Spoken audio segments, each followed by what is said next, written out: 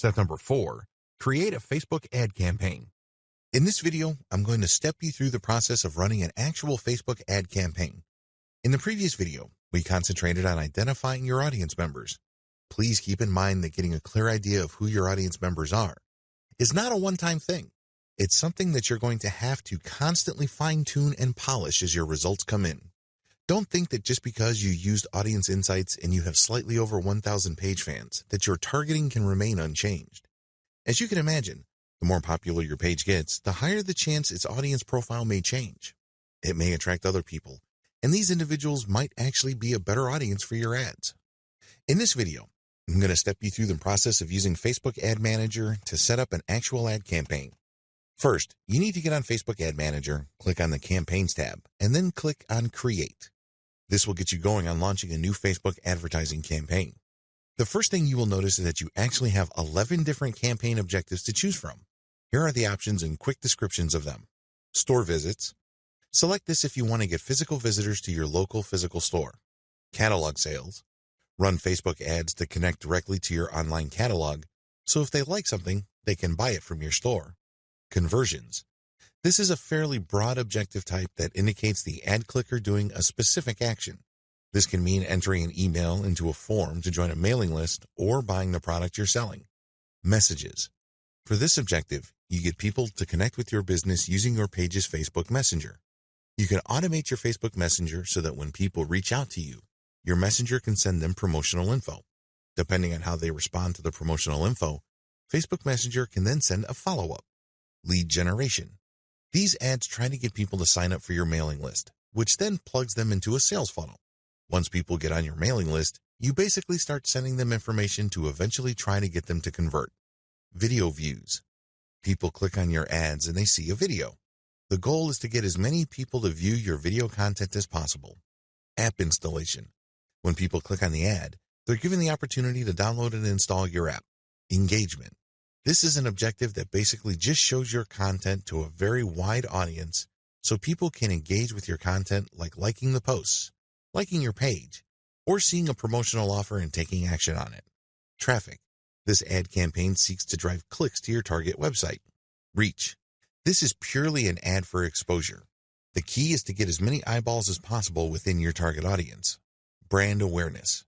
If you're launching a new brand, this aims to just show your ad to a lot of people who may not be in your existing range of audiences. Or maybe you have an existing audience, but you have a new product or a new brand. Your brand is venturing into the same market as your existing audience. Or it could be the other way around. Pick the campaign objective that most tightly fits the outcome you're looking for the particular ad you will be using. Please understand that it's not always a tight fit. If you're trying to use video to get people to engage with your brand, your best bet would probably be to select video view instead of brand awareness. Once you have selected the objective, go to near the bottom of the page and select if you want to do an A/B split test. A/B split test is very important because you can run 2 ads at once and Facebook will alternate exposures for those 2 ads. Obviously, you're looking to see which of the ad gets the most clicks or most results. This is a great way of testing different ad designs. Also, you can select budget optimization. Using these 2 features, you can run different ad sets and see which of your ads perform best on Facebook using your target audience parameters. The great thing about this is you don't spend a lot of money. It has a budget optimization feature. You then look at the final numbers and then pour the bulk of your budget on the ad that actually works the best. Of course, that ad has to meet your minimum ROI or return on investment objective. If you have selected the engagement objective, you can choose whether to focus on event responses, page likes, or post engagement. Generally, people who use engagement are looking for page engagements, so their page fans can increase and the number of people who may possibly see their updates in the future grows. If you haven't set up an ad account by this point, you can click the Set Up Ad Account and enter your payment information so Facebook can start showing the ad. Select Ad Placement. Ad placements indicate where Facebook will show your ad. Generally, this is played out between desktop and mobile. The ad placements will feature the right column of the desktop newsfeed itself or the mobile newsfeed. If you select mobile, your Facebook ads can also show the Instagram platform.